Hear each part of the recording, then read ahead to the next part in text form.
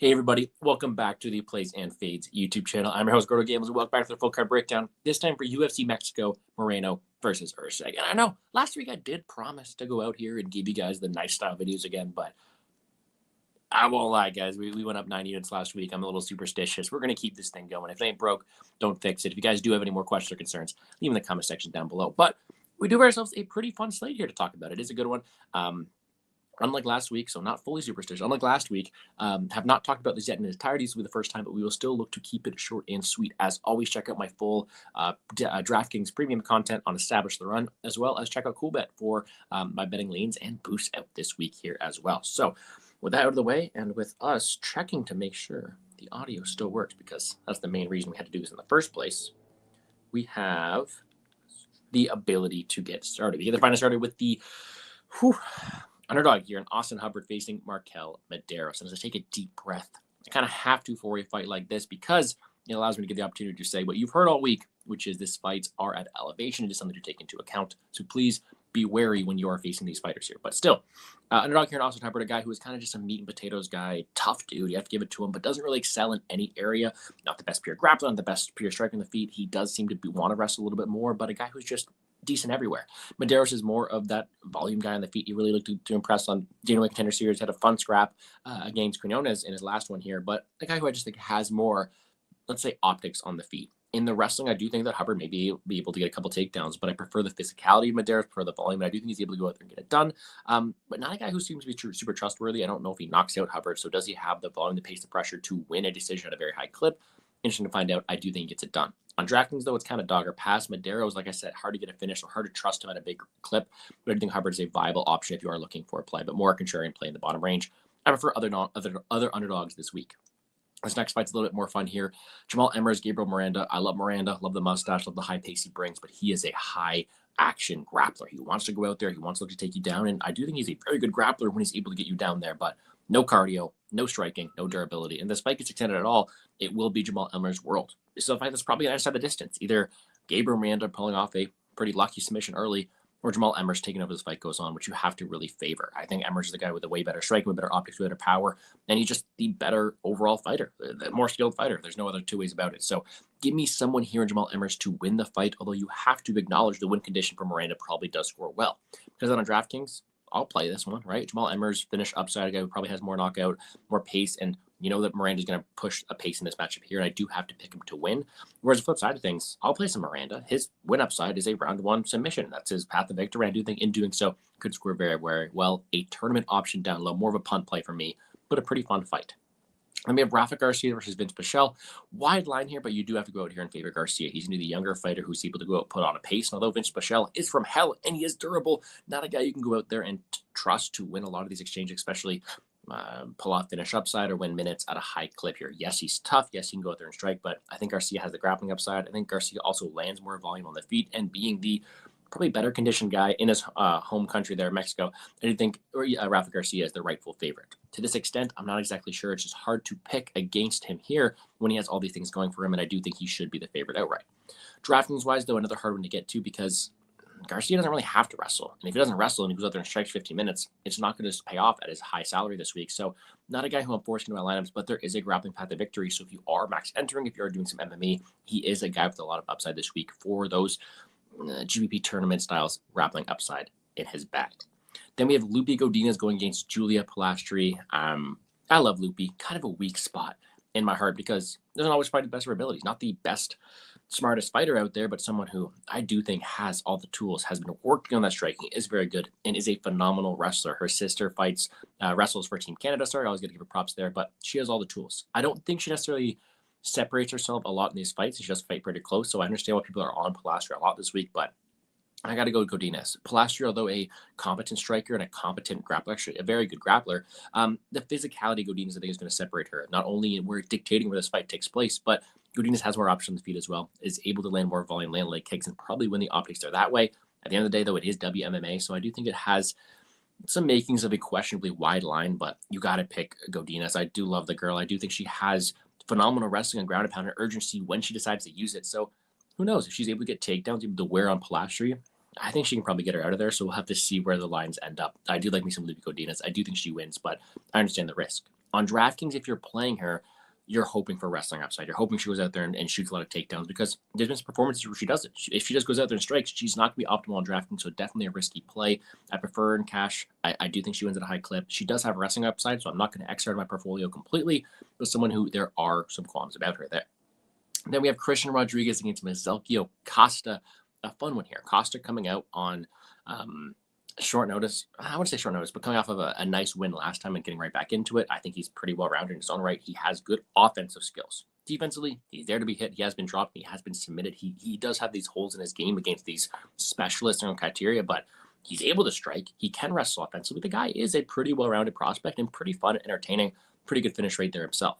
Christian Rodriguez is a prospect killer. He's always counted out and is always able to go out there and do very, very well. I picked against him last time, and that was a matchup that is a bit different from this one. Now we have Christian Rodriguez at chalk. Now there's not going to be a guy consistently pushing takedowns against him, but that's what Christian Rodriguez is good at. He's good at being a dog. He's got phenomenal get-up game, phenomenal cardio, and great pace and pressure on the feet. And he's got good volume. I think that the better pure technical kickboxer is Costa, and he's got more weapons. But I think you have to favor Rodriguez in the ability not only to wrestle in his own right, but go out there and push a high pace, get in his face, land volume, be the more durable fighter, in my opinion, and win this fight. I am picking Christian Rodriguez this week. Weirdest team as a favorite, though, on DraftKings. I don't know if he gets Costa out of there all too often, so more of a cash play on DraftKings. Maybe Mel Costa is a solid dog to take because I think he wins this fight probably by opportunistic submission. Arosa is able to get C-Rod out of that. That's probably his path to victory, but I do have to favor C-Rod. I do think he has more volume and pressure going forward in what should be a very entertaining fight.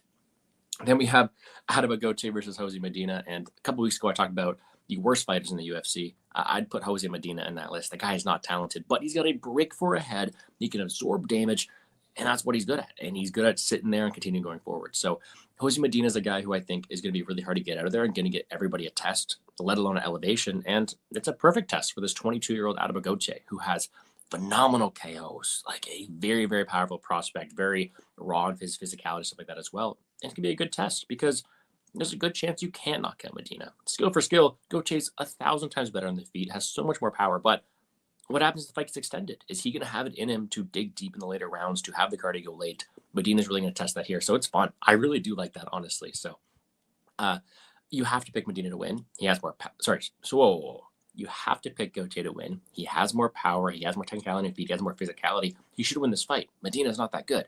But I'll sprinkle some Medina round 3. That's his path to victory. It's Gote tiring out, Gote not having the ability to dispose of him early like he has his previous opponents, and Medina taking over later as the fight goes on. So give me Gote. Hilarious fight. DraftKings-wise, I'll play both sides in tournaments. Gote should win early. He's going to have the opportunity to land a Medina at will. Medina's a third punch with his head, and, Gote's got power. So if anyone's going to put out Medina, Gote could do it early. That could score very well.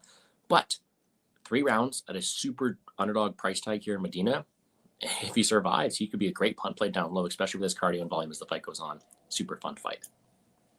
Then we have Charas versus Vergara. I like the Mexican here in Charas. I think he is a fun, offensively potent fighter. He is very good opportunistically with his submissions, with his power on the feet as well.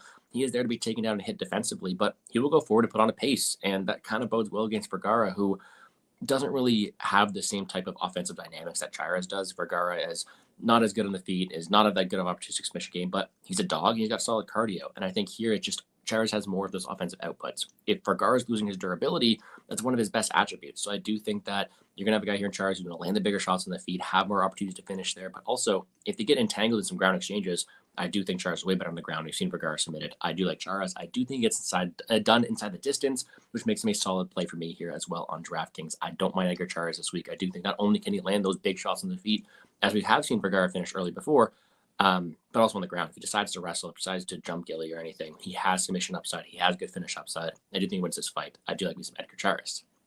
This next one's also fun. Kevin Borjas, Luis Rodriguez.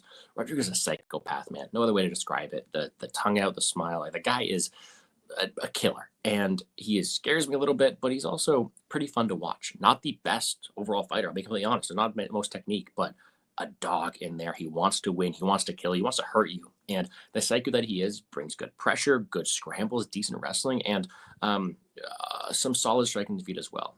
I thought he potentially lost that last fight, but he shows some grit, shows some durability. And now this guy here in Borjas, who I just think is not as good as the last opponent here, Ode Osborne, and he's got opportunities to push a pace against him as well. We have seen Borjas broken before as well, and I think that Luis Rodriguez style makes you really test if you want to be in there. He will go forward. He will land with a ton of strikes. He'll throw some takedowns at you, throw all these different weapons, and he'll stick his tongue out at you and really show that he is a psychopath in front of you. So give me Luis Rodriguez to win this fight. I just think that although he doesn't have the same technicality that Borjas does, he'll go forward. He'll make a banger of the fight with his durability and his versatility and where the fight goes. I do think he wins. Give me Luis Rodriguez.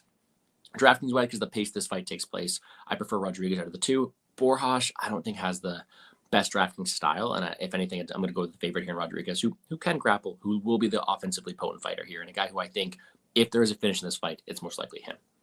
On the main card, we have David Martinez, Samuel Oliveira, a fight that, personally, betting-wise, I'll probably take the under in this one because it is sitting there. But we don't really know what to expect from Samuel Oliveira. It's been a couple of years. The guillotine merchant, what has he been working on there, really? Because in the feet, although Martinez is patient, although he's not the most urgent as you'd like to see him, he's very, very powerful, very dynamic in there, and I do think he can win fights in the UFC. Now, this younger prospect making his debut here maybe is a wide favorite, but he's got the physicality takedown defense. He's the way better technical striker, and we have seen Simon Oliveira broken before. So it's just a tough matchup for Oliveira. His path is probably forcing scrambling exchanges, trying to jump guillotine, trying to get some submissions involved in there. But on the feet, I do think it's Dave Martinez's world. I think he has the physicality to keep it upright as well. And I do think he breaks him down towards a finish. Give me David Martinez. DraftKings-wise, though, he is so boomer bust up top because he's not going to go out there and wrestle. Simon Oliveira has at least made it to second, third round before against better strikers. So with the lack of urgency and the lack of grappling, Martinez needs an early finish, and I don't know how often that is. So maybe not my favorite play on DraftKings. I prefer a Char, which I've already mentioned, and maybe anybody else that we'll talk about here shortly. But I'm not on Martinez as much as I want to, whereas Simon Oliveira is nothing but a punt play because his path of victory is probably jumping guillotine. I don't think he does it, therefore not on him too often, but have to acknowledge the fact that he does have some variance in an interesting matchup like this. Excuse me. On to Raul Rosas Jr., Vince Morales.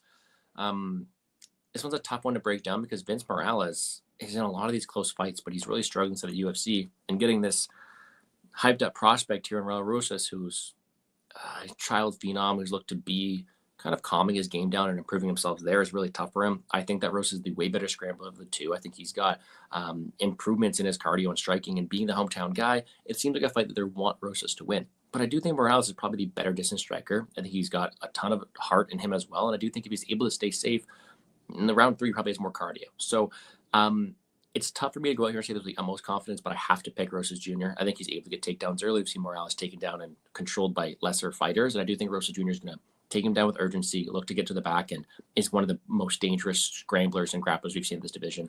So I have to take Morales Rosas Jr. I want to give Morales more credit. It just seems like a tough matchup for the UFC to give him on, especially a couple months' notice as well. Rosas Jr. on DraftKings as well. Going to be aggressive with his takedowns, going to go out there and look to get a submission as well. One of my favorite plays up top because his path to victory is reliant on grappling, whereas David Martinez isn't always. You have to acknowledge there's some risk with Rosas, but I do like him to grapple. Pyfer Gastelum, scary one, right? Because Pyfer has so much more power than Gastelum. Pyfer is the up-and-coming prospect who's super dynamic, good ground game, good power on the feet, but it's Kevin Gastelum, a guy who's extremely durable, a guy who's going to be in there for a long time, and we have seen Pyfer demoralizing gassed out before. Skill for skill, Pyfer's so much better, but it's kind of like that Medina fight. If Gastelum's still in there in round 3, Gastelum's fought a better level of competition. He's got the better cardio, probably better durability too. It's a tough one. I am going to pick Pyfer. It's hard to go against him here. I do think he can land takedowns, threaten submission there as well if it comes to it, but you have to acknowledge that Gastelum, the longer this fight goes, has more upside. Because at the one DraftKings, I think Pyfer has a ton of power on the feet. He's scared to get that knockout and will go out there and shoot takedowns. He's also a solid option up top. I prefer Rosas Jr. because I think he wins more consistently, but another very good tournament play up top in Pyfer. Gastelum is also one of those punt plays down low because, you know what? If he wins, it's going to be kind of like a coming out of nowhere in a high-paced fight where he has better cardio, better durability, and has the ability to dig deep. So another one of those larger portfolio tournament plays. Then the co-main, Torres Dober, an absolute car crash. You have the mega huge chin of Dober, this Giga Chad, who's going to go out there and he's going to look to throw down. He's got the perfect dance partner for that, Moreno Torres, who is just all offense, all gas, no brakes, and what is just one of my favorite fights I've seen in a long time. Does Dober's chin hold up? That's the question. He's been dropped a few times. Frivola, Terrence McKinney, all these guys are putting him down. He's getting finished. But aside from that, Dober's got the better cardio. He's the better minute winner in general, and probably the better wrestling too. Torres is a very good opportunistic scrambler and submission guy. You have to give him that. And he has a ton of power on the feet, but he is very round one dependent. Other than that, cardio breaks down. He is there to be hit in his own, or he's there to be finished. So I think Drew Dober can win this fight at a very, very high clip. Let me reword that. I think that Drew Dober is able to win this fight a multitude of ways. He has the cardio, he has the proven level of experience, and if his chin holds up, he's able to do well. That's just a big if. This fight's minus 700 ends at the distance. It should be very explosive, and there's a world where I could say Drew Dober should win this fight. It just does get caught or not. So in a huge fight where these guys are going to go out there and swing dicks, I think I'm going to pick Torres here. Dober's been a very popular underdog, and I want to pick Dober as well. I'm just going to shot side. I just fearful of the durability. So I'm really on the fence of this one. Really could go either way. I think the reason I'm picking Torres is because I think he has more upside on DraftKings because of the amount of people on Dober, the line movement, all that kind of stuff. I think Dober's going to be pretty popular with his power upside, whereas Torres' path to victory is round one knockout. So I want to cover my bases that way. I think Torres can go out there and get a knockout, and that could score very well on DraftKings. In reality, the longer this fight goes, the more it favors Dober, and you have to have some credit towards him there. So super close fight. For this pick purpose, I'll take Torres in what is a really, really close one. It's just the durability of Dober. Does it hold up? Main event then, Moreno, Erceg. Fun fight. Weird line movement though, right? Because last time Moreno was a lesser favorite against a lesser opponent there in Emil Bazzi, whereas Erceg was just a massive favorite to a guy over Kaikara France that, I mean, although Moreno beat, Moreno was losing to him in the optics as well. So very different line movement. And here's the thing. Erceg may have been dropped. His durability may be in question there too, but Moreno doesn't have that same power. So in a fight that you do expect to go 25 minutes, that's where the line brings us, does Moreno have the skills to look minus 250 like that? Erceg's kept it close with everybody. He's got phenomenal boxing in there. He scrambled really well. I think he gave Pantoja more run for money than Moreno did. I think Erceg is a very, very live underdog this week to go out there and make it interesting. And I think I'm actually going to pick the dog here in Erceg. Now, Moreno's got the crowd behind him. He's got a great pace. He's got great volume. He's a very solid, durable fighter. I just think Erceg's able to win a lot of the boxing exchanges. Moreno kind of relies on that durability. And, we have seen Figueiredo land big shots, and Erceg is a very, very good calculated boxer who can also mix in some takedowns as well. Moreover, I think if this line was 50-50, maybe I'd take Moreno, but consider the plus 210 underdog price tag on Erceg. I think that line's wide, and we're going to take a shot on the underdog because of that. And on DraftKings, one of my favorite fights, 25 minutes to work, ton of pace. I love Erceg this week. He'll be one of my highest owned fighters. That's going to do it for me here on the Plays and Fades YouTube channel. Let me quickly run you through my quick picks. Taking Erceg, Torres, and two fights that are extremely close. Pfeiffer, Rosas Jr., David Martinez, Luis Rodriguez, Edgar Chairez, Adama Gauthier. What is a weird fight there. Christian Rodriguez, Lupe Godinez, Rafa Garcia, Jamal Emmers, and Markel Medeiros. DraftKings-wise, we'll be playing a lot of Erceg in the main event. Same thing with the Torres and Dober co-main. And then I'm going to sprinkle in some Rosas up top. I like him a lot more than David Martinez upside, as well as a lot of Edgar Chairez. Underdog-wise, if you're punting, you could look towards someone like a Medina or even a Gastelum down low. I do also think that Gabriel Mirando's path to victory scores very, very well in his own right. But Erceg is going to be the primary dog for me. Betting-wise, I'll be betting the under in the Martinez Oliveira fight, probably, but nothing else locked in as of yet. We're up 12 units in the last two cards. We're hoping to keep that good streak rolling. Check me out on Twitter @GamblesGordo to see more there. I appreciate you guys for tuning in. Who knows if it'll be this kind of video again next week. I'm kind of superstitious. We'll see if we win or not. But I wish you all the best of luck. Check out Established Run. Check out CoolBet. Leave a like and subscribe to the channel down below. I appreciate you for tuning in, and I wish you all the best of luck in all your DraftKings and betting endeavors, guys. Let's make some money. Peace.